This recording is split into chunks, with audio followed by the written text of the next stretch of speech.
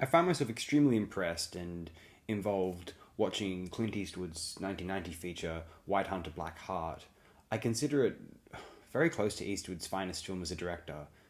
His finest may be The Outlaw Josie Wales or Bird, one of the two. This is the third. This is the bronze medal. But there's also Letters from Iwo Jima 2006, which is pretty fantastic as well, to be perfectly fair. White Hunter Black Heart is a very thinly veiled retelling of John Huston's attempts to film the African Queen on location on the African continent.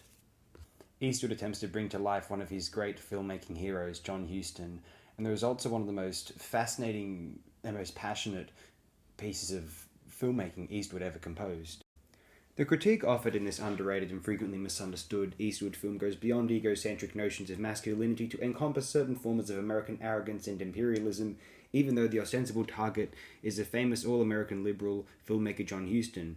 Peter Viertel's 1953 novel of the same name is a transparent roman à clef about his own experience of working with Huston as a screenwriter on The African Queen, a job that for Huston was mainly an excuse to indulge in his obsession with becoming a big game hunter and bagging an elephant on location before shooting on the film even started. Viertel, son of the famous Hollywood Jewish emigre intellectual Salka, Greta Garbo's best friend, and Berthold Viertel, who published his first novel when he was 18 and later married Deborah Kerr, was already an old pal of Huston's, having worked with him on We Were Strangers 1949, and he came on board more as a writer and friend than as someone with much taste for killing animals himself, for a degree to which his friendship with Huston became tested by this encounter as one of the book's key themes. And Viertel's transparency is reflected even in the characters' names Pete Verrill and John Wilson. In Viertel's 1991 memoir, Dangerous Friends, Hemingway, Huston and Others, book that in recent years has become a pricey collector's item, he notes that both Hemingway and Irvin Short told him that they regarded this transparency as a mistake and that he eventually came to agree with them. Had I changed the names of my leading characters, my novel would probably have been judged on its own merits rather than as a scandalous knock piece, which is how it was received by a majority of critics.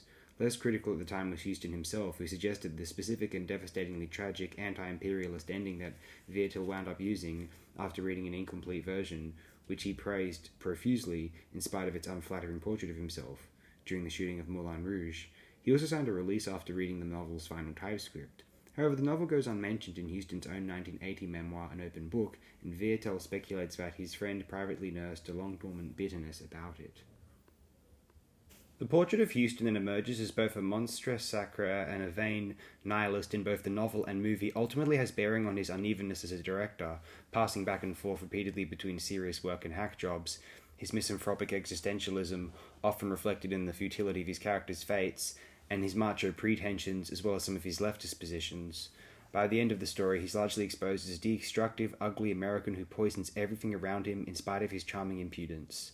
And his seeming lucidity about himself often comes across as simple confusion. When Pete charges Wilson with committing a crime against nature by going after elephants, Wilson counters that it's worse than a crime, it's a sin, the only sin you can buy a license for and then go out and commit, and that's why I want to do it before I do anything else. You understand? It's a sentiment worthy of an Ahab. But sin is a meaningless concept for an atheist, and even Wilson/Huston's cosmic pessimism and cynicism are ultimately compromised by this form of defense.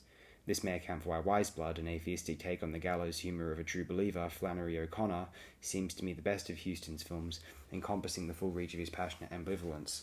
I would suggest the best of Huston's films is possibly The Dead, but that's an easy choice, I think.